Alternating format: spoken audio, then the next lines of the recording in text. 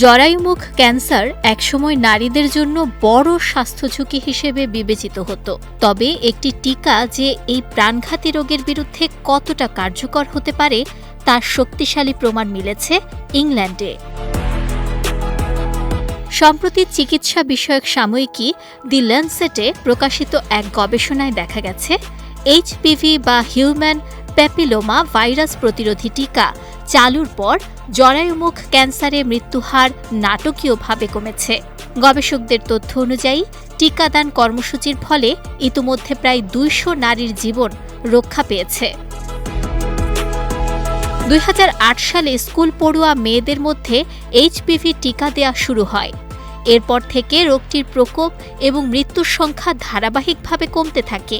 ১২ বা ১৩ বছর বয়সে যারা এর টিকা নিয়েছেন, ৩০ বছর বয়সের আগে তাদের এই ক্যান্সারে মৃত্যুর ঝুঁকি এখন শূন্যের কাছাকাছি। সবচেয়ে উল্লেখযোগ্য তথ্য হল ২০২০ থেকে ২০২৪ সালের মধ্যে ২০ থেকে ২৪ বছর বয়সী কোনো নারীর জরায়ুমুখ ক্যান্সারে মৃত্যু রেকর্ড করা হয়নি।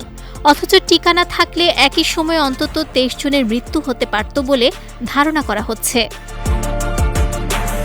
গবেষণার নেতৃত্বদানকারী কুইন মেরি ইউনিভার্সিটি অফ লন্ডনের অধ্যাপক পিটার সাসিয়েনি বলেন, অল্প বয়সে দেয়া একটি টিকাই নির্দিষ্ট ধরনের ক্যান্সার প্রায় নির্মূলের পথে নিয়ে যেতে পারে।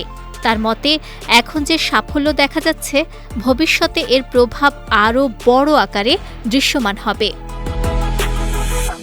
বিশেষজ্ঞরা বলছেন, জরায়ুমুখ ক্যান্সারের প্রায় ৯৯% ঘটনার সঙ্গে এইচপিভি ভাইরাস জড়িত।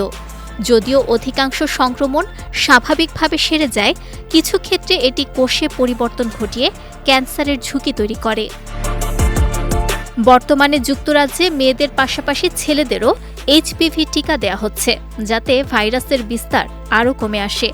তবে গবেষকরা সতর্ক করে বলেছেন, টিকাদানের হার এখনও বিশ্ব স্বাস্থ্য সংস্থার নির্ধারিত লক্ষ্যমাত্রার নিচে রয়েছে। গবেষণার ফলাফল বলছে, প্রতিরোধী হতে পারে জরায়ুমুখ ক্যান্সারের বিরুদ্ধে সবচেয়ে কার্যকর অস্ত্র।